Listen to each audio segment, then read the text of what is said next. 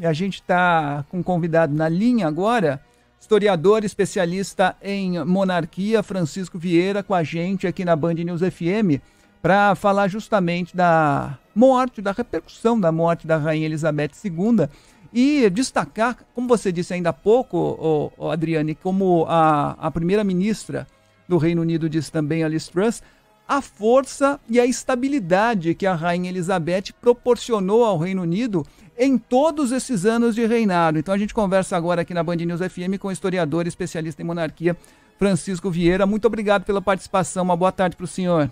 Oi, boa tarde. Tudo bem? Tudo bem.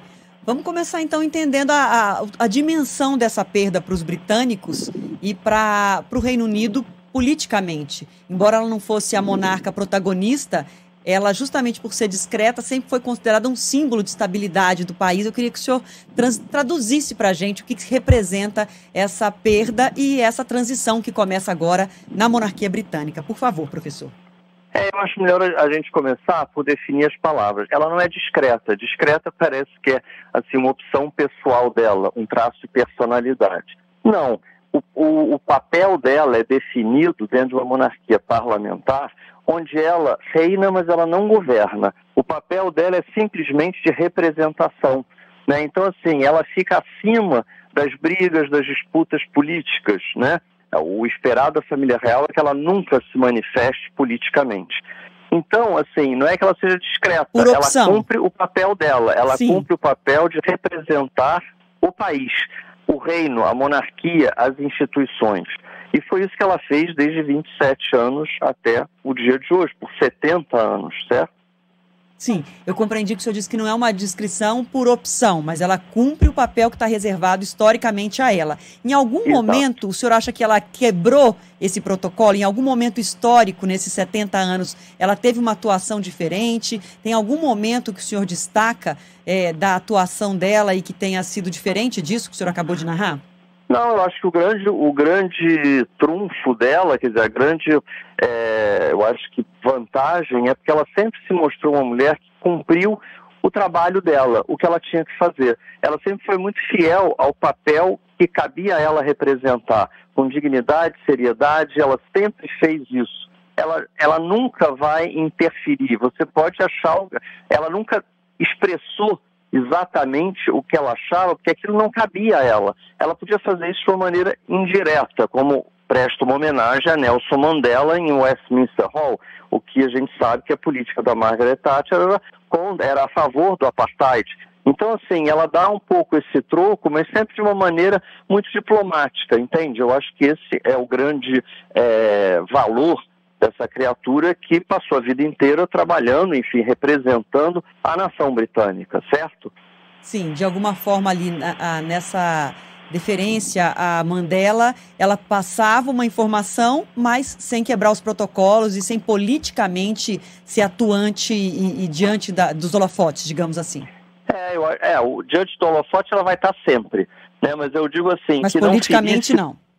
Que politicamente não. Eu acho que é o grande problema do novo rei, o rei Charles III, né, que ele sempre se manifestou em questões delicadas, como ecologia, preservação da arquitetura, homeopatia.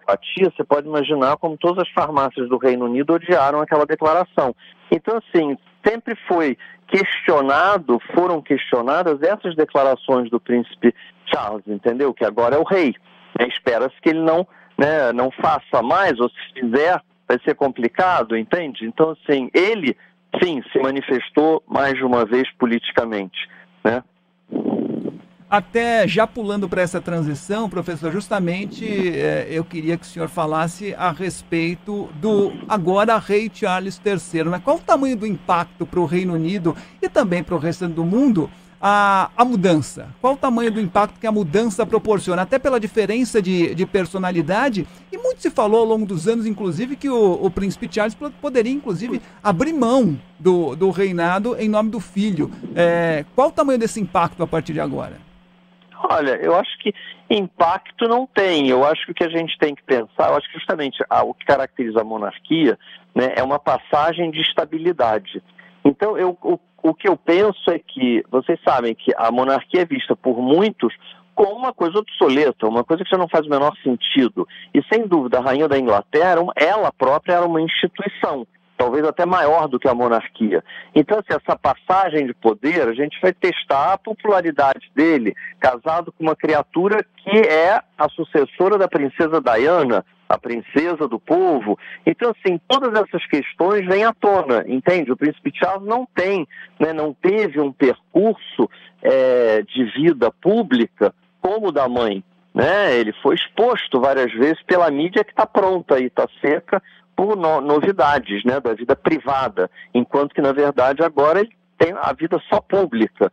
Então, assim, eu acho que talvez ele tem uma carga difícil, ele tem uma missão difícil, suceder essa mãe depois de 70 anos de reinado, né? Ele que é um homem que não é tão popular, é mais tímido, ele é uma mudança. Mas o problema é que às vezes as coisas mudam para permanecerem absolutamente como elas são. E eu acho que a monarquia britânica, ao longo da história, que vira até minissérie, diz isso. A gente muda para que tudo permaneça igual. Sim, e professor, falando nesse ponto, o senhor falou do perfil aí do agora rei Charles III, que é bem diferente. Agora, eu queria só comentar com o senhor assim, eu morei um curto período em Londres em 2012 e ainda senti ali, conversando com as pessoas, uma animosidade em relação ao então príncipe Charles.